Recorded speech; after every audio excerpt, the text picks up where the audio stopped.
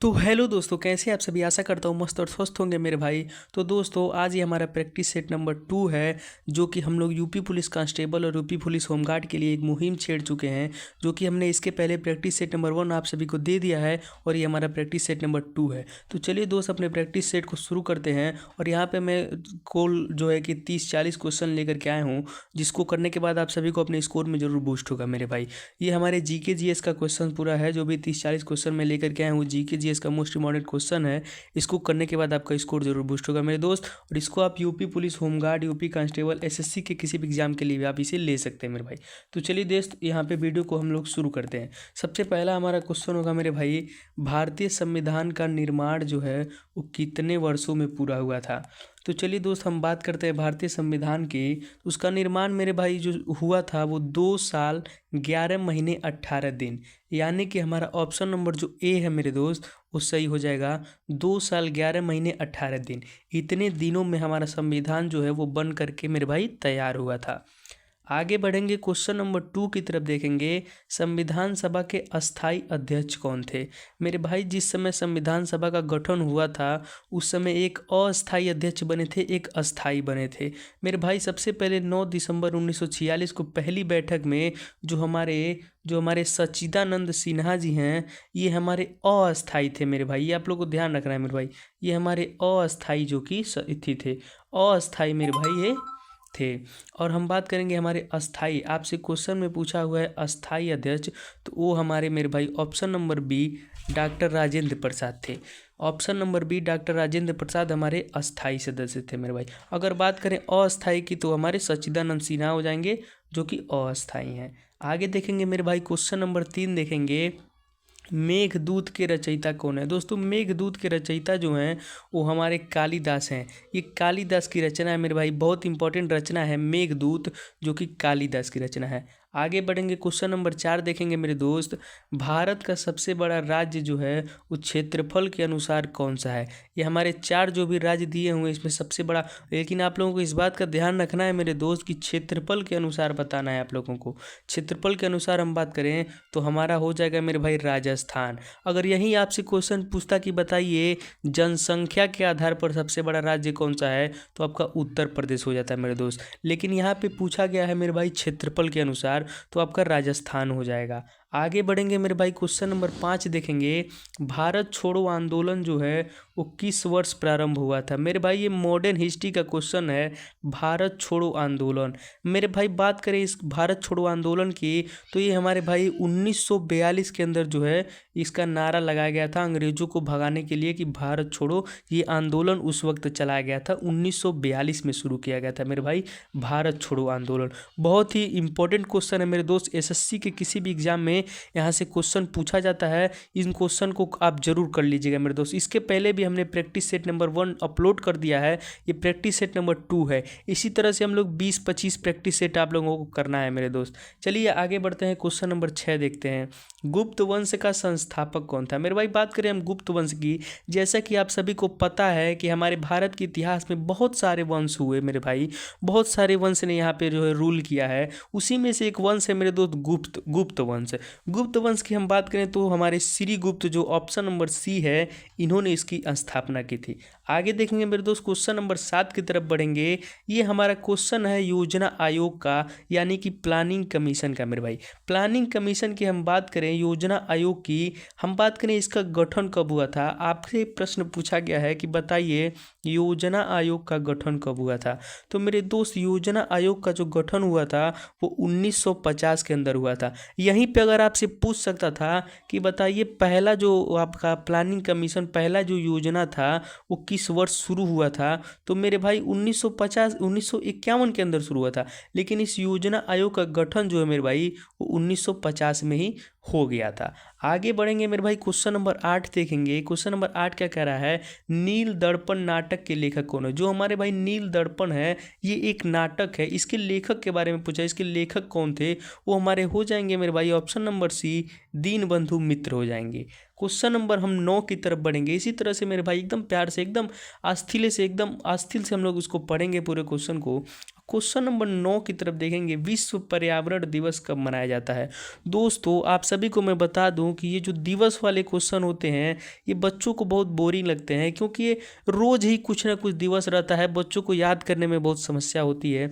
लेकिन कुछ खास खास दिन होते हैं, जैसे कि वर्ल्ड साइंस डे हो गया, वर्ल्ड एड्स डे हो गया, वर्ल्ड कैंसर डे हो गया, ये सब आप लोगों को याद जरूर करना है मेरे भाई। इन सभी के लिए मैं एक प्रॉपर वीडियो बना दूंगा जिसमें मैं केवल दिवस के बारे में आप सभी को डिटेल में बता दूंगा, एकदम ट्रिक के साथ याद करा दूंगा मेरे भाई, एकदम डंके की चोट पे आप लोग को याद हो जाएगा मेरे दोस्त। आप सभी बने रहिएगा हमारे इस चैनल पे, चैनल को सब्सक्राइब नहीं किए तो सब्सक्राइब कर लीजिएगा।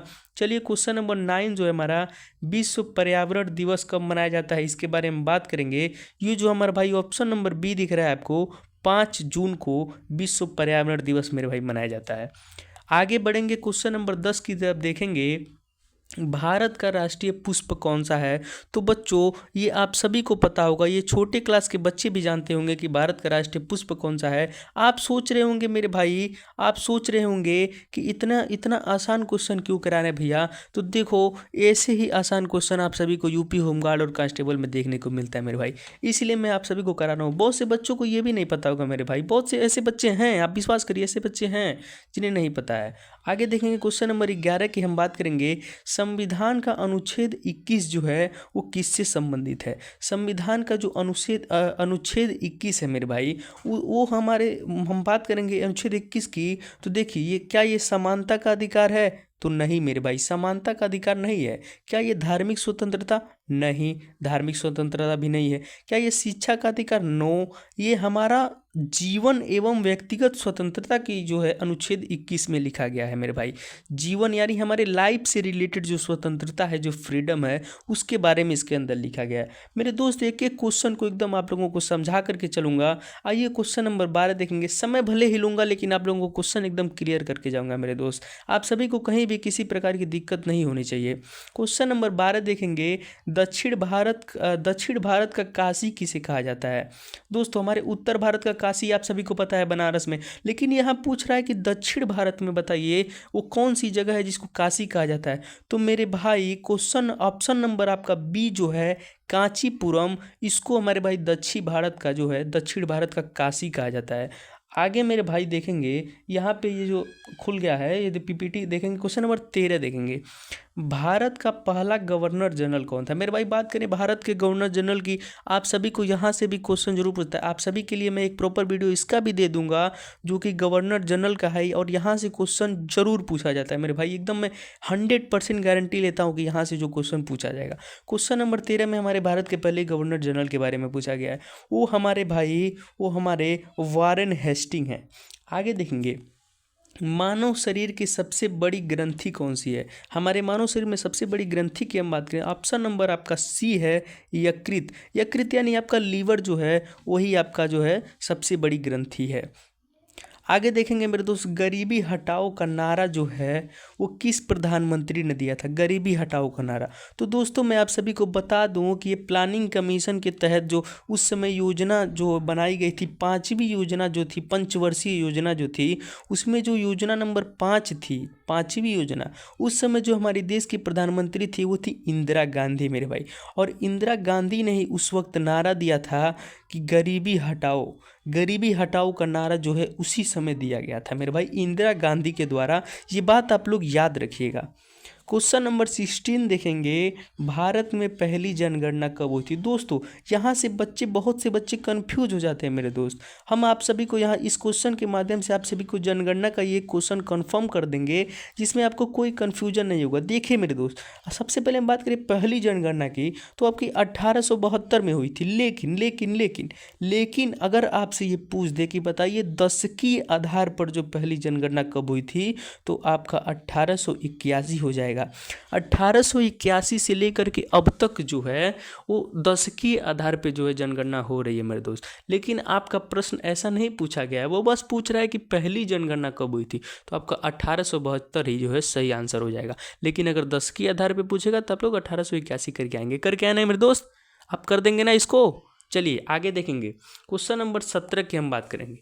राष्ट्रीय, इसमें एक और बात मैं आपको बता दूं, क्वेश्चन नंबर 16 में अगर आपसे पूछ दे कि बताइए सबसे हाल में मतलब सबसे हाल फिलहाल में जो जनगणना कौन सी हुई है, दोस्तों जो 2011 का जो जनगणना है वो हमारा सबसे मतलब लेटेस्ट जनगणना यही हुआ है।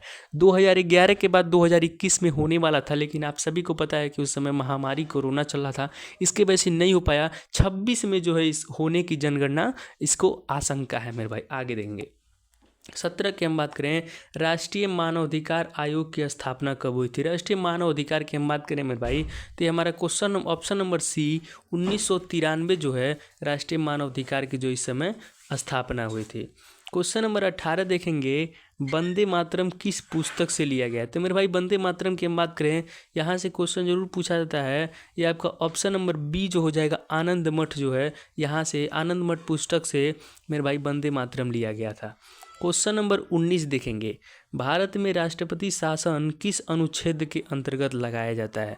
तो मेरे भाई जो राष्ट्रपति शासन है वो आपका अनुच्छेद नंबर 356 जो है इसके तहत लगाया जाता है। चलिए मेरे दोस्त क्वेश्चन नंबर 20 देखेंगे, फटाफट क्वेश्चन नंबर 20 की तरफ बढ़ेंगे। यूपी की सबसे लंबी नदी कौन सी है। यूपी की हम बात करें मेरे भाई, सबसे लंबी जो नदी है वो आपका मेरे भाई वो आपका घाघरा नदी है। यहाँ पे हमारा पेन ले लेंगे, घाघरा नदी आपका टिक कर लेंगे। क्वेश्चन नंबर 21 देखेंगे, भारतीय संविधान का कौन सा अनुच्छेद जो है वो कानून के समक्ष समानता से संबंधित है। कानून के समक्ष जो समानता है उससे संबंधित है। तो दोस्तों अब ऑप्शन नंबर बी जो है आपका अनुच्छेद नंबर 14। आगे देखेंगे, वेदों की ओर लौटो, ये नारा जो है वो किसने दिया था। वेदों की ओर लौटो, तो मेरे भाई वेदों की ओर लौटो का जो नारा है वो आपके option number C Swami Dayanand Saraswati के द्वारा जो है वो दिया गया था। आगे देखेंगे क्वेश्चन नंबर 23 देखेंगे, तो क्वेश्चन नंबर 23 देखेंगे, पृथ्वी का सबसे निकट ग्रह कौन सा है। पृथ्वी का सबसे निकट ग्रह वो आपका जो है मेरे भाई आपका बुध ग्रह हो जाएगा सबसे निकट ग्रह। आगे देखेंगे, अशोक ने किस युद्ध के बाद बौद्ध धर्म अपनाया था। जो अशोक है हमारा, मतलब अशोक जो इतिहास में हुआ वो किस युद्ध के बाद जो है बौद्ध धर्म अपनाया। तो इसकी हम बात करें मेरे भाई, कलिंग युद्ध जो था उसके बाद से अशोक ने बौद्ध धर्म अपना लिया। क्वेश्चन नंबर 25 देखेंगे, इंकलाब जिंदाबाद का जो नारा है वो किसने दिया था मेरे भाई। जो इंकलाब जिंदाबाद है इसका नारा आप सभी को पता है, हमारे भगत सिंह ने दिया था। क्वेश्चन नंबर 36 देखेंगे, भारतीय संविधान का कौन सा अनुच्छेद कानून के समझ समानता। ये तो हमारा जो है क्वेश्चन रिपीट हो गया मेरे भाई। आगे देखेंगे, इंडिया गेट किस वायसराय के समय बनवाया गया था। दोस्तों बहुत ही इंपॉर्टेंट क्वेश्चन है। देखिए यहाँ से वायसराय से जनरल से क्या बोलते हैं उसको, जो हमारे होते हैं डायरेक्टर जनरल, उससे क्वेश्चन जरूर पूछा जाता है मेरे दो। तो क्वेश्चन नंबर 27 देखिए, इंडिया गेट जो है वो किस वायसराय के समय बना था। तब के लॉर्ड हार्डिंग जो है इनके समय पे बनाया गया था। क्वेश्चन नंबर 28 देंगे, निम्नलिखित में से कौन सी नदी उत्तर प्रदेश से नहीं बहती है। तो दोस्तों उत्तर प्रदेश से नहीं बहती है, गंगा नदी हमारी बहती है मेरे भाई, तो ये तो हमारा आंसर नहीं होगा। यमुना नदी भी बहती है मेरे भाई, चंबल नदी भी बहती है मेरे भाई, तो नर्मदा नदी जो है हमारी आंसर वो सही हो जाएगी। क्वेश्चन नंबर 29 देखेंगे, हरित क्रांति के जनक किसे कहा जाता है। तो दोस्तों हरित क्रांति यानी कि ग्रीन रिवॉल्यूशन के जो जनक हैं वो किसे कहा जाता है। आपका ऑप्शन नंबर 1 हो जाएगा MS स्वामीनाथन हो जाएगा। अशोक का शिलालेख किस लिपि में लिखे गए हैं। दोस्तों मोस्ट इंपॉर्टेंट क्वेश्चन, अशोक के शिलालेखों से क्वेश्चन जरूर से जरूर बनता है मेरे दोस्त, इसको आप लोगों को प्रॉपर याद करके जाना है। मैं इसका भी एक प्रॉपर वीडियो डालने का प्रयास करूंगा जो कि अशोक के शिलालेखों का होगा, जो कि कौन सी कहाँ है। अशोक के शिलालेख की हम लिपि की बात करें मेरे भाई तो ब्राह्मणी लिपि हो जाएगी। क्वेश्चन नंबर 31 देखेंगे, संविधान सभा की पहली बैठक कब हुई थी। जो संविधान सभा है उसकी पहली बैठक मैंने अभी पीछे वीडियो में आप सभी को बताया कि 9 दिसंबर 1946 को हमारी संविधान सभा की पहली बैठक हुई थी, और जिसके अंदर मेरे भाई अस्थायी रूप से जिसे अध्यक्ष चुना गया था वो थे हमारे सच्चिदानंद सिन्हा जी। और उसके अगले 2 दिन बाद यानी 2 दिन बाद ही संविधान सभा की दूसरी बैठक हुई थी मेरे भाई।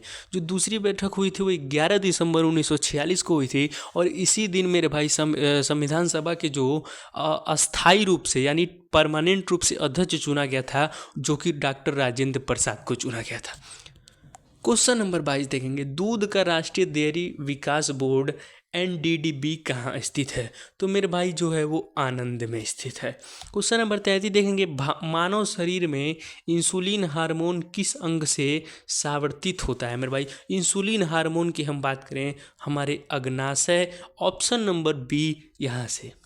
क्वेश्चन नंबर 34 देखेंगे, कथकली नृत्य किस राज्य से संबंधित है? दोस्तों यहाँ से मोस्ट इंपॉर्टेंट क्वेश्चन देखिए, आप इसको टिक कर लीजिएगा। कथकली, आप इसको मत टिक कीजिएगा, आप टॉपिक नोट कीजिएगा कि शास्त्रीय नृत्य मेरे भाई आपको पढ़ना है। शास्त्रीय नृत्य से क्वेश्चन बनेगा ही बनेगा। और आपका देखिए शास्त्रीय नृत्य, आप सभी को पता है कि शास्त्रीय नृत्य 8 हैं, जिनमें से 2 जो हमारा केरल है, केरल के 2 शास्त्रीय नृत्य हैं। एक तो आपका कथकली हो गया, एक आपका मोहिनी अट्टम हो गया मेरे भाई। तो कथकली नृत्य किस राज्य से पता चल गया आप सभी को? केरल से। आगे देखेंगे, भारत के नियंत्रक एवं महालेखा परीक्षक यानी कि कैग जिसे हम शॉर्ट फॉर्म में कहते हैं, उसकी नियुक्ति कौन करता है? तो आप सभी को पता है मेरे भाई, कैग की नियुक्ति जो करता है हमारे राष्ट्रपति करता है।